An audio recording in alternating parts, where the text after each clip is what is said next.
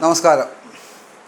കുറച്ച് ദിവസത്തിന് ശേഷം കുറേ യാത്രകളൊക്കെ ഉണ്ടായിരുന്നു, അതാ ഒരു ഗ്യാപ്പ് വന്നത്.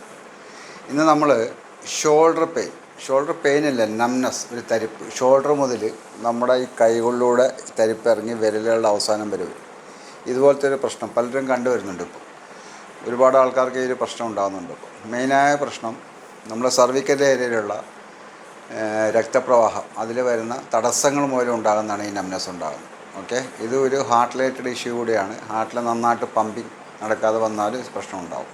കൂടാതെ നമ്മൾ രാത്രി കിടന്നുറങ്ങുന്ന സമയത്ത് ഉറക്കത്തിൻ്റെ ആ ഒരു പോസ്റ്റർ ശരിയായില്ലെങ്കിലുണ്ടാവും, കയ്യിൽ തരിപ്പുണ്ടാവും. കൂടാതെ നമ്മൾ കിടന്നുറങ്ങുമ്പോൾ നമ്മളെ പങ്കാളിയോ കുട്ടികളോ നമ്മളെ ഈ ഷോൾഡർ ഏരിയയിൽ തലവെച്ച് കിടന്നുറങ്ങാറുണ്ട്. അതും നമുക്ക് ഈ രണ്ട് ഷോൾഡർ എവിടെയൊക്കെ ആയിട്ട് തലവെച്ച് കിടന്നുറങ്ങാറുണ്ട്. അതും നമുക്ക് സർക്കുലേഷനെ ബാധിക്കുന്നൊരു പ്രശ്നമായിട്ട് വരുന്നു.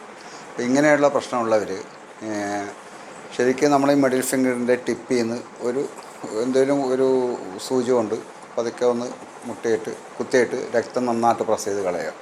ഓക്കെ, ശേഷം ഇടയ്ക്കിടയ്ക്ക് നമ്മൾ ഇതാണ്ട ഈ ഷോൾഡർ മുതൽ ഇങ്ങനെ കൈയുടെ മുട്ട് വരെ പറ്റുമെങ്കിൽ ഇങ്ങനെ അറ്റം വരെ നന്നായിട്ട് ഇടയ്ക്കിടയ്ക്ക് ഒരു 19 പ്രാവശ്യത്തെ രാവിലെ ഉച്ചയ്ക്ക് വൈകിട്ട് ഇങ്ങനെ തട്ടിക്കൊടുക്കുകയാണെങ്കിൽ ആ സർക്കുലേഷൻ ശരിയാകുകയും ഈ പറഞ്ഞ നംനെസ്, തരിപ്പ് അവിടെ വിട്ടുമാറുകയും ചെയ്യും. നല്ല എഫക്റ്റീവായൊരു ട്രീറ്റ്മെൻറ്റ് അത്. നിങ്ങളൊന്ന് ചെയ്ത് നോക്കിയിട്ട് ഈ പ്രശ്നമുള്ളവർ ചെയ്ത് നോക്കുക. ശേഷം കമൻസ് ആയിട്ട് ഇടുക. ഓക്കെ.